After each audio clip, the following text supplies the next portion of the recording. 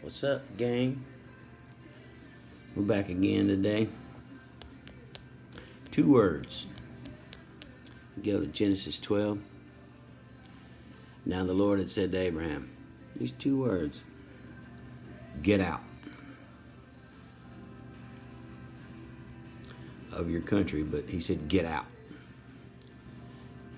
You know, if you go in there and read it, you'll find everything in verses 1, 2, and 3 that God said to Abraham.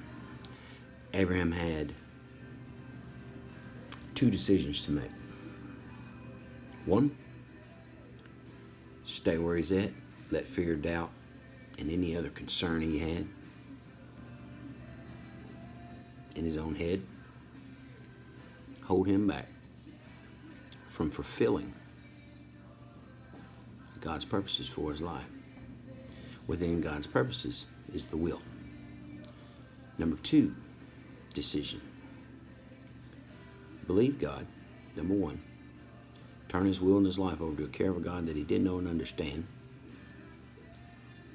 The self-reliant living that he had been doing or been taught, as millions are taught to live in this life as they walk on the face of this planet. Leave it all behind. Learn something new. Unlearn it.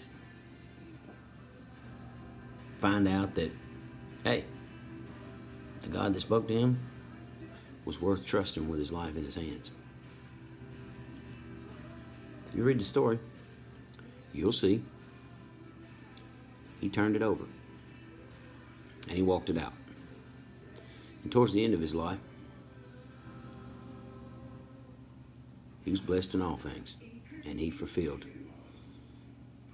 God's purposes for his life by just doing the next best right thing. He learned to win on the battlefield of his mind. Paul said, be not conformed to this world any longer. That's where Abraham was. But be transformed by the renewing of your mind. There's the thinking. Abraham went through it. And think about this. Abraham didn't have no Bible. Abraham didn't have no Jesus. And he walked it out. Now think about this.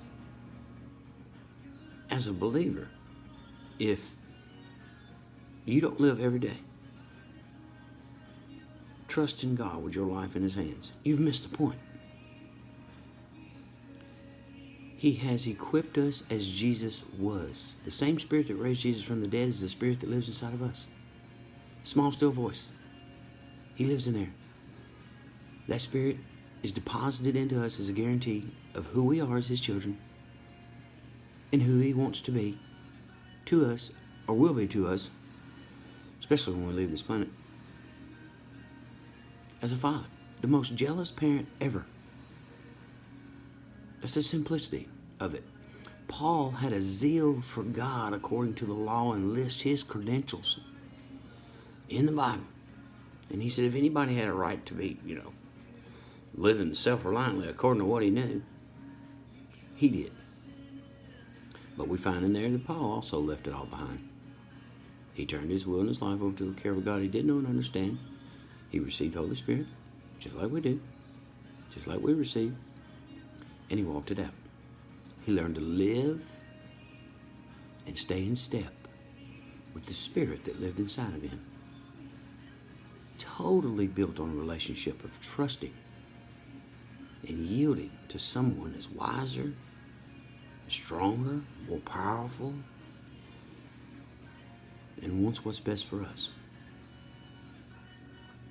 To fulfill our purpose while we're here, to walk out our calling, to be an influence within the sphere that he places us, we will have to do as Abraham did. We will have to do as many of our heroes in the Bible did, and turn our will and our life over to his care. Yield to him 100% and walk this thing out. He wants us conformed to the likeness of Jesus. All right?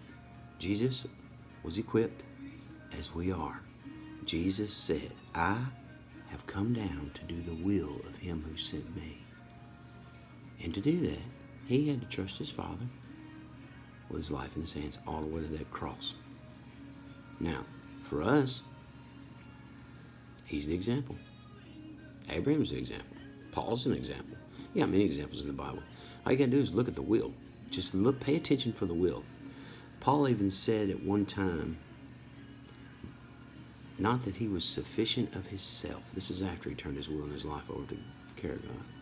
He said, but that God was his sufficiency. So who's your sufficiency?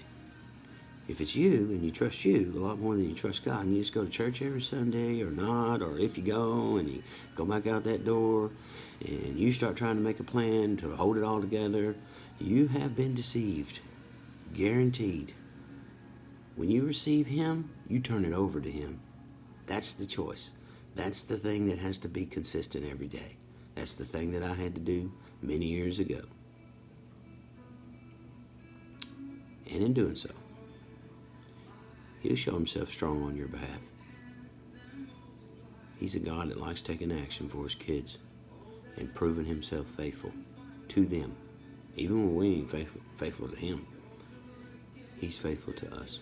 He'll work everything to the good because you're called according to his purpose. Abraham, he told him, get out. Abraham turned his will and his life over. And you're called to turn yours over too and yield to him who loves you more than you can possibly imagine, so that his will can be done in you, through you, in every external area of your life while you're here on this planet, getting to know him and understand him and make him known while you're here. And we'll be back.